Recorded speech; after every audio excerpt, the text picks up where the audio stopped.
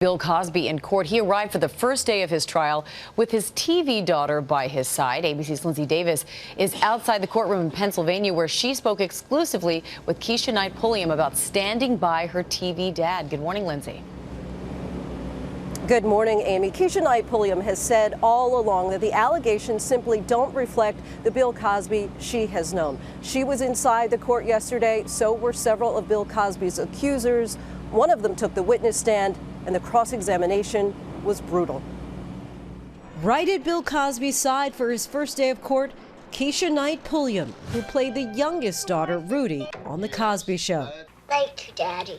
It's just really important for me to be here to show my support for Mr. Cosby.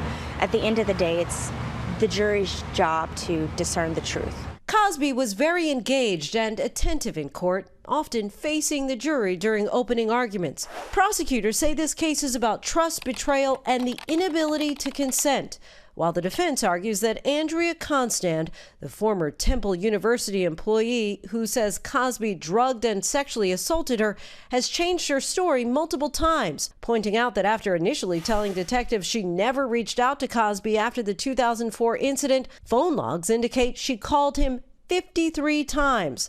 Cosby says the encounter was consensual. And while the 79-year-old has been accused by more than 50 women of drugging and/or sexual misconduct, jurors will only hear from 2 accusers in this case. On Monday, a former assistant to Cosby's agent cried as she painstakingly testified that in 1996, Cosby made her take a pill that she said made her feel like she was underwater before sexually assaulting her. But Cosby's attorney pounced, drawing attention to multiple inconsistencies in her story, claiming she had selective amnesia. The prosecution's first witness today is a forensic toxicologist. Now, based on the prosecution's opening statement, they're likely to testify that the symptoms that Andrea Constand experienced after taking the pills that Bill Cosby gave her were consistent with Benadryl or Quaaludes. Amy.